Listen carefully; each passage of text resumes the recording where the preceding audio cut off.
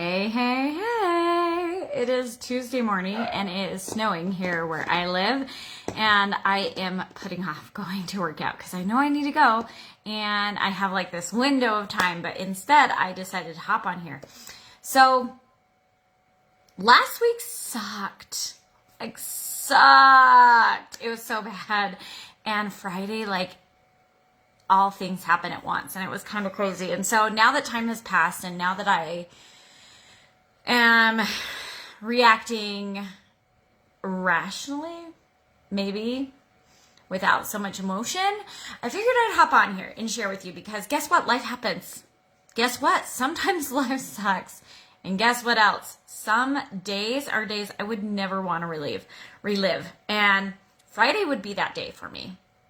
So last week, 2 weeks ago, we re-engaged in a relationship that we hadn't spoken to in quite some time, over about a year and a half. And talk about biggest mistake ever.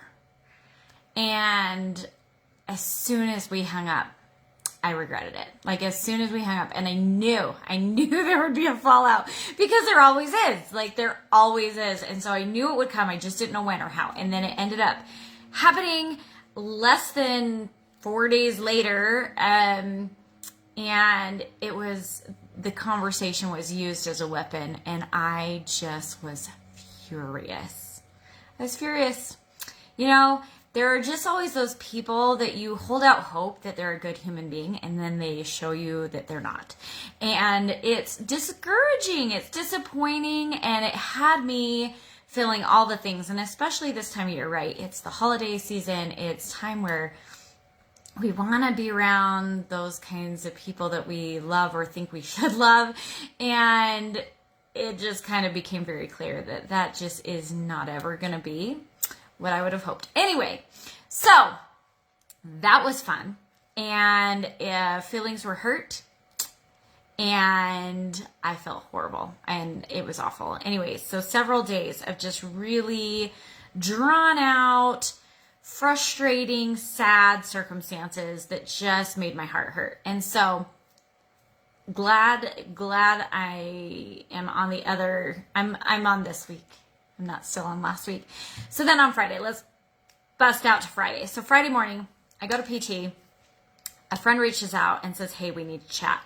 And I'm like, okay, I'm happy to chat. And so I shared a couple weeks ago, or maybe a few days ago, I don't remember anymore, that a family friend is in jail for soliciting sex from a child, a young adolescent. And it was so disturbing and discouraging and frustrating and sad and so many things, right? And then my brain always goes to, well, this person has issues, right? Like, so something must have happened to them. And so then I kind of feel for them, even though I feel like what they did is horrendous and disgusting. And anyway, all the things, right? Hi, Erin.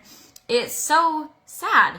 But on Friday, I was informed that this person had pictures of my family, and specifically several of one of my children.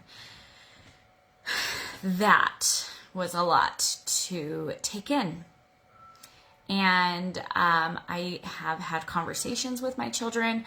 I'll be honest, I debated, because what good would it do, right? I'm like, it's done, it's over. Like, they weren't inappropriate pictures of my children. We were all clothed. But just very disturbing as to what people are doing with those. But then I'm like, well, you know, I post on Facebook, and for several years now, I've asked my kids permission if I can post about them. And so I'll continue to do that. And sadly, at the end of the day, there's just some people out there that will use those in ways that are disturbing or disgusting to us and to me. And that's sad. But I wanted to process that, and I kept feeling like I need to process this, and I keep telling people I'm having a hard time processing this, and ultimately I don't have to process this. At the end of the day, he saved pictures without our permission, but they're on social media, so he saved pictures and was probably jacking off to him, which is so disturbing. But like, I have no control over that. I don't post things that are inappropriate about my kids or anyway. So I'm like, I don't need to process that. He's a disturbed individual. He will never be a part of our life ever again. We will never be speaking to him ever again. Any chance of re-engaging in that relationship is long gone. So why do I need to process that? And that kind of is freeing, I'll be honest, because all I can do is what I can do. And so I've informed my children, an awareness has been made, along with the conversation of, here's the deal, like, had this person gone to pick up one of my children and said, hey, I'm your dad's friend, da da da da da, like, they might have gone. And y'all, we need to be mindful and aware of that there are maybe people in our lives that aren't a safe space, who aren't people we would want picking up our kids from school, right? And so it's just that awareness of, like, we kind of talked, like, we need a code word. Because if something were to happen like that, like, they probably would have trusted him. And they probably would have gotten in the car and been like, okay, we'll go home. Can't make sense. Yeah, you can't. You can't make sense from things that don't make sense. Like, I can't try and understand that because that's not how I operate. And trying to sit here and mull it over and process it isn't going to do me any good, because at the end of the day, I'm not going to understand. And so same with these people in our life, like, I can't relate. I don't understand. I don't understand how anybody could treat people that way. Where is unconditional love, and where's friendship, and where's kindness, and where is all that, right? Like, I'm not going to understand it because I'm not them. Thank freaking goodness I'm not them. Like, I'm sorry, I'm getting a little heated because I still do feel very strongly about several of these things. But so then on Friday, so I literally got off that phone call where I found out that he had pictures of our family and of my child. Right? Within 5 minutes, I got a phone call from my mom. We were concerned. She was concerned. Her and my dad were concerned that he was having a heart attack. He did not have a heart attack. He is okay. An ambulance did come. We did spend the afternoon in the hospital. It was a bummer. It was scary. It was not fun. I would highly recommend you not go through that, but I am so grateful he's okay. And so that is another situation that was really hard. I was in fear that day. I was scared. I was sad. I was concerned, like, feeling all the things, right? So that whole day was a shitload of feelings that I just did not want to feel. And I think we can all relate to that. There's feelings we always maybe are trying to avoid. And I didn't want to feel all of that, and especially all at once. It was horrible. It was horrible. But at the end of the day, I am choosing to move forward. I've felt really tired. I've felt really drained. And it's because of all the thoughts that are going through my mind. Thoughts that I can control what I think, but I can't control how the outcome goes. Right? Like, now I'm worried that this guy isn't going to stay in jail and that he's not going to go to prison like I thought he would. And I don't want him to have any sort of access to me or my family or my kids, right? And so, like, out of my control. My dad's health.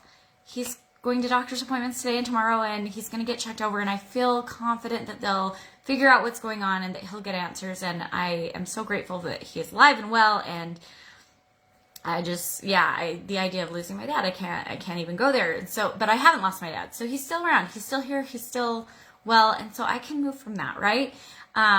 This other crap with people that I can't wrap my head around their behavior, their treatment of people, like, I'm just gonna step away. I'd stepped away before, I re-engaged when I shouldn't have. Shame on me. Moving forward, right? And so, you guys, at the end of the day, all that goes on in our lives, all that we experience, like, everything that we don't have an emotion about it until we have a thought about it. And the thoughts have all been scary, sad, frustrating, hard, right? Like, just hard thoughts. And so I'm like, I have power over that. I'm going to move forward and do my best. And that's all I can do.